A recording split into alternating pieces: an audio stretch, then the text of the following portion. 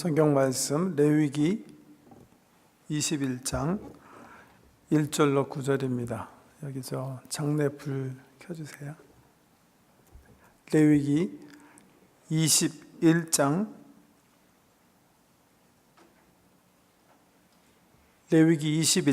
1절 말씀부터 9절까지만 봉독해 드리겠습니다.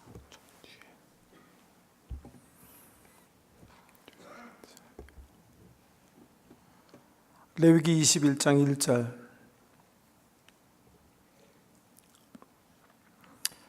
여호와께서 모세에게 이르시되 아론의 자손 제사장들에게 말하여 이르라. 그의 백성 중에서 죽은 자를 만짐으로 말미암아 스스로를 더럽히지 말려니와 그의 살부치인 그의 어머니나 그의 아버지나 그의 아들이나 그의 딸이나 그의 형제나 출가하지 아니한 처녀인 그의 자매로 말미암아서는 몸을 더럽힐 수 있느니라.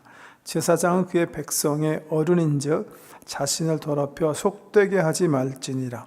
제사장들은 머리털을 깎아 대머리 같게 하지 말며 자기의 수염 양쪽을 깎지 말며 살을 베지 말고 그들의 하나님께 대하여 거룩하고 그들의 하나님의 이름을 욕되게 하지 말 것이며 그들은 여호와의 화제 곧 그들의 하나님의 음식을 드리는 자인즉 거룩할 것이라. 그들은 부정한 창녀나 이혼당한 여인을 취하지 말지니 이는 그가 여호와 하나님께 거룩함이니라. 너는 그를 거룩히 여기라. 그는 네 하나님의 음식을 드림이니라. 너는 그를 거룩히 여기라. 너희를 거룩하게 하는 나 여호와는 거룩함이니라.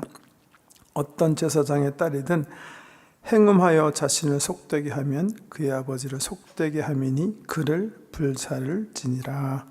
아멘. 21장과 22장은 특별히 제사장들이 그리고 대제사장이 지켜야 할 규례들을 말씀하고 있습니다. 18장에서 20장 사이에 보면 주로 윤리적인 관점에서 제사장들이 그리고 대제사장이 어떤 삶을 지향해야 되는지 말씀하셨는데 여기 보면 윤리적인 거보다는 주로 이렇게 지금 말씀 읽어드린 내용을 살펴보면 조문에 관한 거죠, 그죠? 그다음에 가족 식구들을 잘 관리하는 다스리는 그런 면, 그다음에 결혼 생활에 대해서 이렇게 말씀하세요. 10절 이하의 말씀 보시면 대제사장이 어떤 규례를 지켜야 되는가 역시 같은 주제들입니다. 조문하는 거에 있어서 그리고 결혼 생활에 있어서 또 가정 생활 어떻게 영위해야 되는지 말씀해 주시고 16절에서 24절 말씀 보시면 제사장과 대제사장이 어떤 육체적인 결함 그와 관련된 자격에 대한 그런 말씀입니다. 22장 가보면 이제 한 세 가지 어떤 주제를 가지고 말씀하시는데 오늘 이 말씀을 좀 함께 살펴보기 원합니다. 제사장이 지켜야 할 규례인데요. 제사장은 뭐 하는 사람이죠? 다시 한번 레위기서에서 우리가 가르쳐 주시는 바 두 가지 큰 일을 한다 그랬죠. 하나는 하나님과 백성 사이의 관계를 위해서 백성들이 드리는 제사를 돕는 사람들이에요. 대제사장은 1년에 한 번 다른 제사장과 특징이 있다면 하나님 임재의 대상징인 지성소에 들어가서 백성을 대표해서 하나님께 속죄제를 드리는 그런 역할을 한다. 기억하셔야 되고요. 그 다음에 대제사장과 제사장이 하는 굉장히 중요한 또 하나의 일들은 뭐라 그랬죠? 하나님의 말씀을 백성들에게 가르치는 일이에요. 크게 보면 거룩하신 하나님과 거룩하게 살지 못한 하나님의 백성들 사이를 돕는 어떤 중보적 역할을 하는 직종으로 하나님께서 세우신 사람들이 제사장인데 그렇기 때문에 하나님께서는 이 제사장에게는 더 큰 기대를 가지시고 더 큰 경건한 삶을 요구하시는 거죠. 오늘 본 말씀 보시면 그래서 21장과 21장 1절에서 9절 말씀 보시면 대제사장에 대한 말씀이 있으시고 그 이후에 대제사장에 대한 말씀이 있는데 이 두 개를 비교해 보면 또 다른 말씀이에요.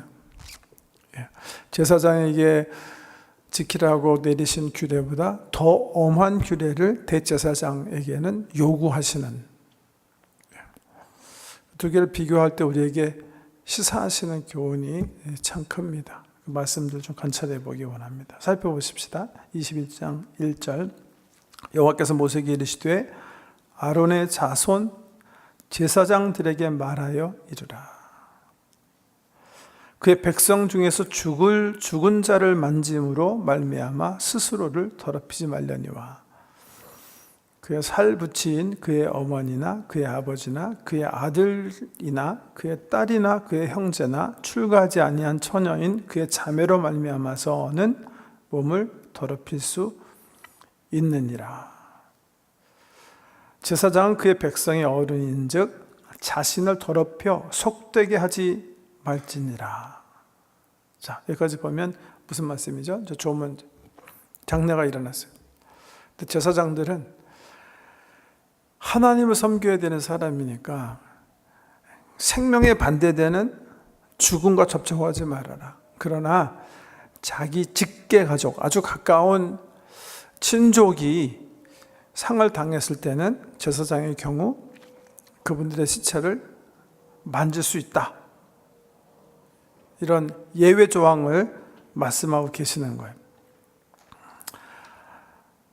5절에 보면 제사장들은 머리털을 깎아 대머리 같게 하지 말며 자기의 수염 양쪽을 깎지 말며 살을 베지 말고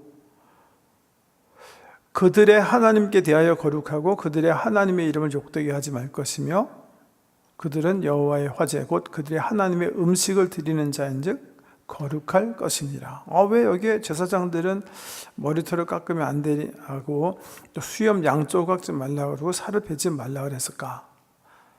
그러면 일반인은 된다는 얘기인가? 이건 왜 이런 규제를 하시는가? 그 이유가 뭐라고 생각하세요?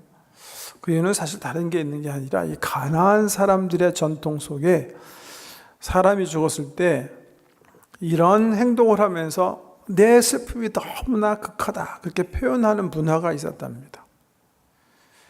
그러니까 가나안 사람들이 하는 풍습을 너희는 쫓지 말아라. 너무 심하게 그렇게 애통해 하지도 말아라. 너희는 하나님 섬기는 그런 직을 하고 있는 사람인 거인 만큼 또 하나님 약속하신 영원한 생명을 믿는 사람인 것만큼 이방 사람들이 하는 것처럼 그렇게 절망하거나 너무나 막 애곡하거나 하지 말아라 하는 말씀이고요. 레위기 18장부터 반복적으로 말씀하신 바 너희는 가나안 사람 풍속 쫓지 말아라 하시는 말씀이에요. 왜? 너희는 내 백성이니까 내가 정한 규례대로 살아야지 세상 풍속을 쫓지 말아라 하는 그런 거예요. 그래서 이런 말씀을 적용할 때 왜 지금 뭐 이런 일을 합니까? 그런 것보다 혹 우리 삶 속에 우리도 모르게 세속을 쫓는 하나님께서 말씀하신 문화보다는 세속을 쫓는 그런 것들이 없는가 살펴야 되는 그런 말씀이죠. 7절에 보면 그들은 부정한 창녀나 이혼당한 여인을 취하지 말지니 이는 그가 여호와 하나님께 거룩함이라. 결혼에 대해서 말씀하시는 거예요. 왜 이런 말씀 하시는 거죠? 부정한 여인, 또 이혼당한 여인과 제사장은 결혼하지 말아라. 왜? 거룩한 백성으로 하나님 법대로 살지 못한 사람과 혼인을 해서 계속해서 그 가문의 순수성을 보존하지 못하는 실수를 범하지 말라 그런 말씀인 거죠. 이 말씀들을 이제 10절 이하에 보면 이제 대제사장과 한번 비교해 보세요. 자, 10절 자기의 형제 중 관유로 부음을 받고 위임되어 그 예복을 입은 대제사장은 그의 머리를 풀지 말며 그의 옷을 찢지 말며 어떤 시체든지 가까이 하지 말지니 그의 부모로 말미암아서도 더러워지게 하지 말며 그 성소에서 나오지 말며 그의 하나님의 성소를 속되게 하지 말라. 이는 하나님께서 성별하신 관유가 그 위에 있음이니라. 나는 여호와임이니라. 제사장들은요, 자기 가족의 경우 그 시체를 만질 수가 있었어요. 그런데 이 대제사장의 경우는 하나님께서 부모가 죽었더라도 그 시체를 만지지 못하도록 하나님께서 정하신 거예요. 왜? 아까 말씀드린 것처럼 하나님은 생명의 하나님이시기 때문에 생명의 하나님을 섬기는 대제사장이 죽음과 접촉되는 거, 그러니까 온 백성들을 대표해서 하나님 지성소에 나가서 하나님을 섬겨야 되는 대제사장이 생명과 반대되는 죽음과 함께 있는 것조차, 그 모양조차도 하나님은 원치 않으신다, 이렇게 볼 수가 있는 그런 광경인데요.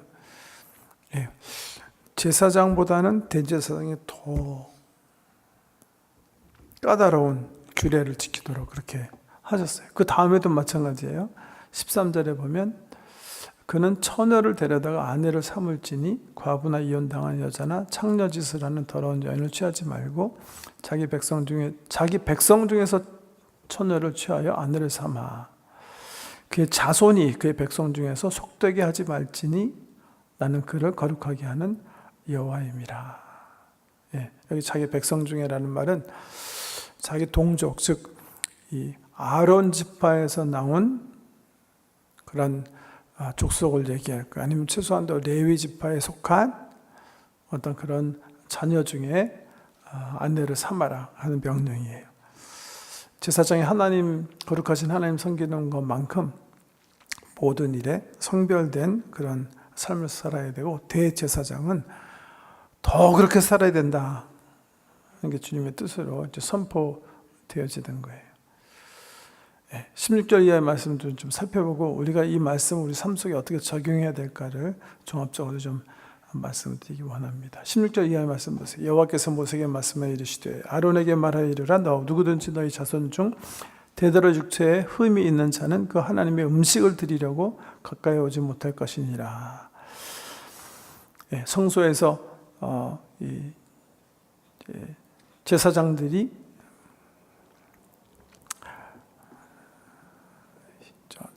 촛불도 밝히고 향도 피우고 또 떡상에 떡을 갖다 바치는 일을 얘기하면서 말씀하시는 거예요. 육체에 흠이 있는 자는 하나님의 음식을 드리려고 가까이 오지 못할 것이라. 그러니까 성소 내의 일들을 하지 않아야 된다, 이런 말씀이에요. 누구든지 흠이 있는 자는 가까이 하지 못할지니 곧 맹인이나, 이제 12 카테고리가 나오는데요. 맹인이나 다리 저는 자나 코가 불완전한 자나 지체가 더한 자나 발 부러진 자나 손 부러진 자나 등 굽은 자나 키 못 자란 자나 눈에 백막이 있는 자나 습진이나 버짐이 있는 자나 고환 상한 자나 제사장 아론의 자손 중에 흠이 있는 자는 나와 여호와께 화제를 드리지 못할지니 그는 흠이 있은즉 나와서 그의 하나님께 음식을 드리지 못하느니라. 그는 그의 하나님의 음식이 지성물이든지 성물이든지 먹을 것이나 휘장 안에 들어가지 못할 것이요 제단에 가까이 하지 못할지니 이는 그가 흠이 있음이니라. 이와 같이 그가 내 성소를 더럽히지 못할 것은 나는 그들을 거룩하게 하는 여호와임이니라. 여기 물론 우리 신학 시대에는 우리 예수님께서 대제사장 되셔서 한 번 자기 몸으로 제사 지냄으로 이 구약의 모든 제사를 철폐하셨어요. 그래서 우리는 이 조항에 우리가 지금 제사 지낸, 우리가 구약 시대 제사를 지내는 제사장이 아니기 때문에 이런 제사법들로부터 해방된 시대에 살아서 전혀 신경 쓸 필요가 없는데, 학자들이 이거 보면서 왜 하나님께서 그렇지 않아도 장애를 가지고 태어나신 분들이 굉장히 어려운 삶을 사는데 이런 망측한 이런 법을 만드셨을까? 그런 의문들을 가져요. 우리 하나님 마음을 다 이해할 수는 없지만 22장에 보면요, 이 말씀이 굉장히 이렇게 대조적으로 우리가 좀 살펴보지 않으면 안 되는 그런 말씀이 나와요. 22장 열어보세요. 22장 17절 말씀부터 한번 볼게요. 여호와께서 모세에게 말씀하여 이르시되 아론과 그의 아들들과 이스라엘 온 족속에게 말하여 이르라. 이스라엘 자손이나 그 중에 거류하는 자가 서원 제물이나 자원 제물로 번제와 더불어 여호와께 예물로 드리려거든 기쁘게 받으심이 되도록 소나 양이나 염소에 흠 없는 수것으로 드릴지니 흠 있는 것은 무엇이나 너희가 드리지 말 것은 그것이 기쁘게 받으심이 되지 못할 것임이니라. 만일 누구든지 서원한 것을 갚으려 하든지 자의로 예물을 드리려 하여 소나 양으로 화목제물을 여호와께 드리는 자는 기쁘게 받으심이 되도록 아무 흠이 없는 온전한 것을 할지니 22절부터 유의해서 이제 생각해 보세요. 너희는 눈먼 것이나 상한 것이나 지체에 배임을 당한 것이나 종기 있는 것이나 습진 있는 것이나 비료 먹은 것을 여호와께 드리지 말며 이런 것들은 제단 위에 화제물로 여호와께 드리지 말라. 소나 양의 지체가 더하거나 덜하거나 한 것은 너희가 자원 제물로 쓰려니와 서원 제물로 드리면 기쁘게 받으심이 되지 못하리라. 너희는 고환이 상하였거나 치였거나 터졌거나 배임을 당한 것은 여호와께 드리지 말며 너희의 땅에서는 이런 일을 행하지도 말지며 너희는 외국인에게서도 이런 것을 받아 너희의 하나님의 음식으로 드리지 말라. 이는 결점이 있고 흠이 있는 것인즉 너희를 위하여 기쁘게 받으심이 되지 못할 것임이니라. 여기에 좀 이렇게 크루가 있어요. 뭐 하나님의 기쁘신 뜻을 우리가 다 알 수 없지만 왜 제사장과 대제사장으로 섬기는 사람이 육체적으로 흠이 없어야 되는지 그 이유를 22장에 가면 조금 좀 이해할 수 있을 것 같아요. 왜? 제사장들은 그 직무를 몸이 육체가 연약하기 때문에 감당을 못해서이기보다는 제사장들은 하나님께 드려진 바 된 어떤 희생 제물 같은 역할을 감당하는 사람이라는 거예요. 마치 우리가 그냥 이렇게 하나님께 예물을 드려야 되는데 우리 집에 병든 거 이거 어차피 먹지 못할 거니까 이거 드리자 할 때 이 예물이 하나님 기쁘시게 못하잖아요. 이거는 값어치가 안 나가는 거니까 이거 어차피 돈도 안 나가니까 하나님께 드리자 이렇게 할 수 없잖아요. 이 제사장들이 어떤 하나님 앞에 백성을 대표해서 드려진 헌물을 상징하는 어떤 사람들이라 이렇게 성경이 이제 레위기가 말씀하시는 것 같아요. 그래서 똑같아요, 조건이. 그러니까 우리가 제물을 하나님께 드릴 때 흠 없는 제물, 우리 아론이 드린 바 양이 낳은 첫 새끼 중에 흠이 없는 것을 드리는 그런 마음으로 드려야 되는 것처럼 하나님 성소에서 구약시대에 일하는 제사장들이 육체적인 결함이 없어야 되겠다. 흠 없는 사람들이 해라. 그것이 하나님을 향한 어떤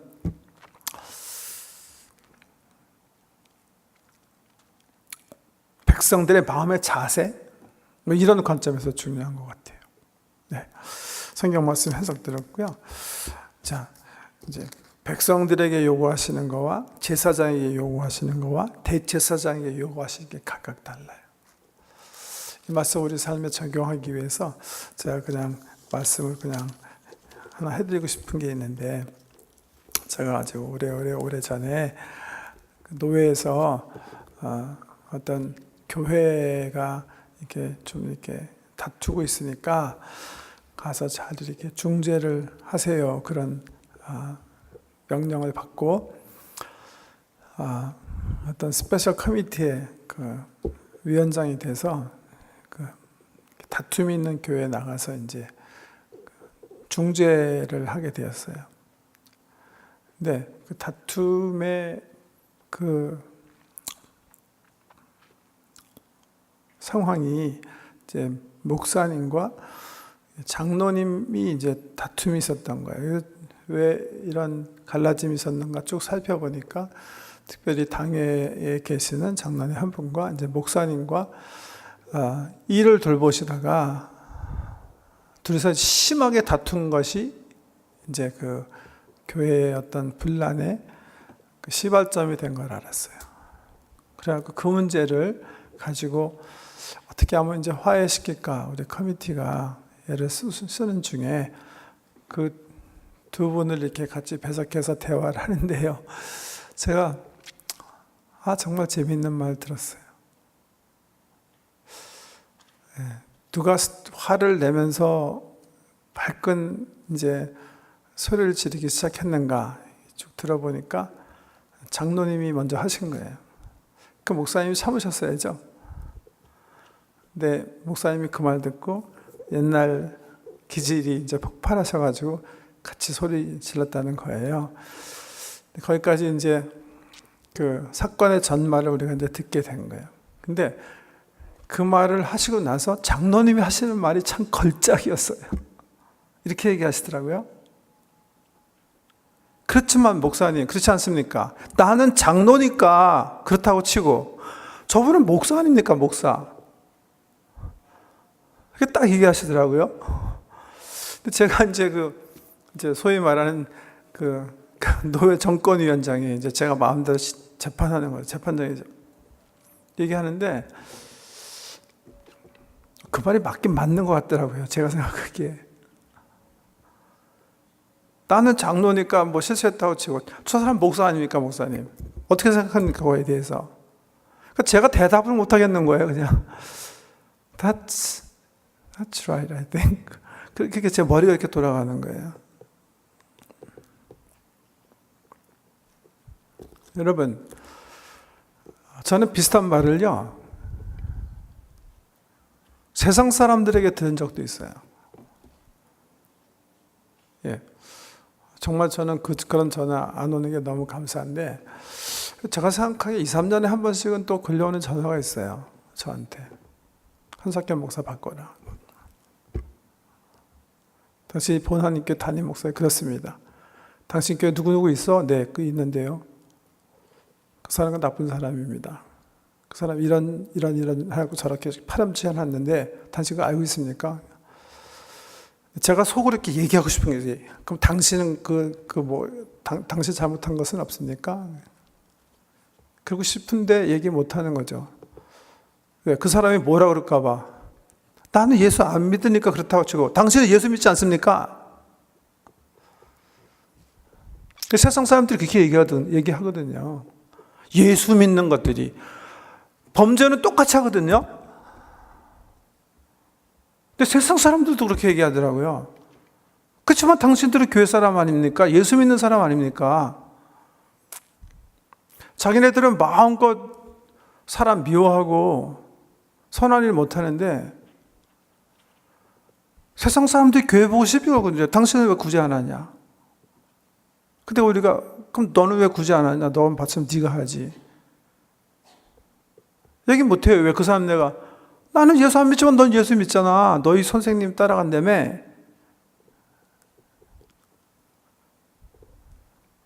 그 성경에 뭐 하나님께서도 그렇게 기대하시는 거예요. 하나님.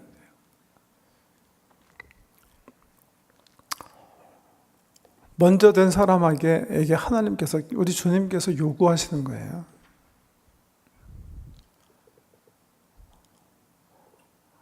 요즘 우리 집사님도 기도하시고 또 우리 성도님들도 항상 요즘 엎드리며 우리 나라 민족에 대해서 염려하시는 마음으로 기도하실 텐데요.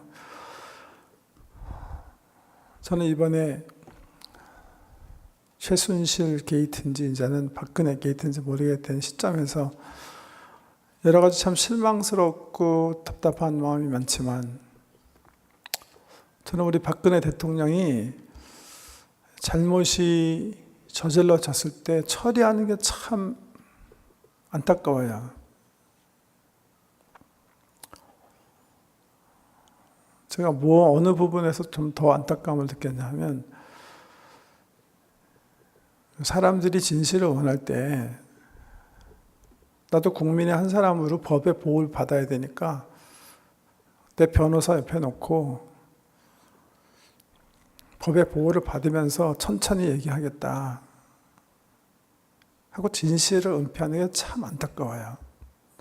그거는 제가 생각하기에는 일반 백성은 그래도 돼요. 근데 법을 집행하는 헤드가 그래서는 안 돼요. 그건 책임 있는 지도자가 태도가 아니라고 생각해요. 자기 스스로 밝혀야죠. 갑자기 지도자가 나도 국민의 한 사람으로 법의 보호를 받아야 되겠다고, 이전엔 자기가 법의 집행관이 아니었던 것처럼 그렇게 하는 태도, 이런 것들이 참 석연치가 않네요. 그건 성경에서 주는 교훈들이에요. 저는 가끔 우리 성도님들이 분쟁이 있어서 찾아오고 중재해달랄 때가 있어요. 근데 찾아오시기 전에 제가 어떻게 얘기할지 여러분 알고 찾아오시는 게 주로 좋을 거예요. 제가 항상 책임을 묻는 사람은 예수 오래 믿는 사람이에요. 오래 믿은 사람이에요. 객관적으로 볼 때 직분을 더 가지고 있거나 더 오래 주님의 은혜를 받았기 때문에 자기 스스로가 생각할 때도 다툰 사람보다 자기가 더 성숙한 사람이에요. 저는 그 사람에게 모든 사태의 책임을 항상 물어요. 당신이 지도자로서 잘못한 거니까, 성숙한 사람으로 잘못했기 때문에 관계에서 상처가 유발된 거니까 당신부터 사과하고 당신이 뭘 잘못했는지 얘기하고 그 사람에게 가서 사과하세요. 항상 그렇게 해요, 저는요. 찾아오지 않으시더라도 스스로 선별하셔서 그렇게 하셔야 돼요. 그게 주님 원하시는 방법이에요.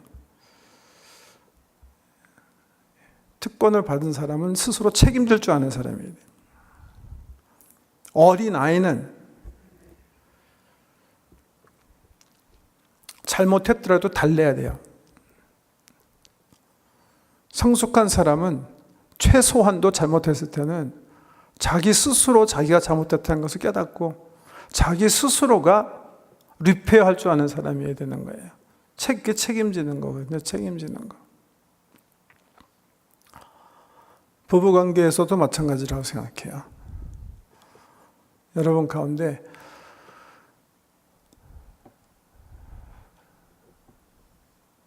내가 내 아내보다 내 남편보다 하나님께서 내게 주신 은혜가 먼저 있었고 내가 하나님 먼저 알았고 내가 신앙생활 더 오래 했어요. 그 사람은 관계에 대한 모든 책임이 더 있는 거예요. 그 관계가 잘못된다면. 왜? 그 사람은 하나님께서 가정의 대제사장으로 혹은 대제사장으로 세웠기 때문에. 남 핑계댈 여지가 없는 거예요. 그게 지도자의 책무인 거예요. 하나님께서 그거 기대하시는 거예요. 기대하시는 거예요. 더 거룩한 삶, 책임지는 삶. 먼저 하나님의 말씀대로 사는 삶을 보여주는 삶. 먼저 용서 비는 삶. 사태에 대한 모든 책임을 스스로 나에게 문제 있습니다. 나에게 문제가 있었구나. 이렇게 고백하며 사는 삶. 이렇게 제사장으로 부름받은 우리들이 감당해야 할 삶이다. 저는 그렇게 믿어요. 특별히 세상을 향해서는 저는 그렇다고 생각해요. 집사님 기도하신 것처럼 우리는 다 왕같은 제사장으로 부르심을 받았어요. 아론의 혈통에 난 사람들이 제사장이거든요. 그 안에는 굉장히 도덕적으로 훌륭한 사람도 있고 학식적으로 많이 공부한 사람도 있고 그렇지 못한 사람도 있고 그렇지만 다 제사장이에요. 왜? 아론의 혈통에서 났기 때문에 그런 거예요. 우리는 예수 그리스도의 십자가의 공로로 위해서 성령으로 거듭난 예수 그리스도의 가문에서 났기 때문에 왕같은 제사장 된 줄 믿으시기 바랍니다. 그렇기 때문에 여기서 주시는 내가 세상 사람보다 너에게 더 기대한다. 하시는 말씀은 그래서 우리 모든 사람에게 의미가 있는 거예요. 그게 사실 옳은 거예요. 세상 사람들이 교회를 보면서 우리는 예수 안 믿어서 그렇게 산다고 하지만 너희는 왜 그렇게 사냐? 교회는 뭐 하냐? 그 말을 틀림없이 제가 보면 자기네 안 하면서도 얘기하더라고요. 근데 그게 사실은 굉장히 성경적인 거예요. 왜? 하나님께서 우리를 거룩한 제사장으로 삼으셨을 때 우리에게 기대하는 바가 있기 때문에 그런 거예요. 내가 거룩하니 거룩한 제사장 나라로 삼은 너희는 거룩할지어다. 세상이 거룩하지 않다고 너희가 우리도 그렇게 안 거룩해도 돼 하지 말고 거룩해라. 내가 너희의 하나는 더 높은 잣대로 너희의 거룩을 재겠다. 이렇게 하나님께서 말씀하십니다. 세상에 그걸 귀신같이 하나 봐요. 그죠? 아주 정확하게 짚는 거예요. 우리는 구제하지 않더라도 너희는 구제해야 되고, 우리는 원수 용서하지 못하지만 너희는 용서해야 되고, 우리는 오리 가자 그러면 안 갈 수 있지만 너희는 심리 가야 되고, 너희가 예수 그리스도가 너희 주님이라고 하니까 너희는 그렇게 살아야 되지 않느냐. 세상도 얘기하고 있고 하나님도 얘기하고 있고.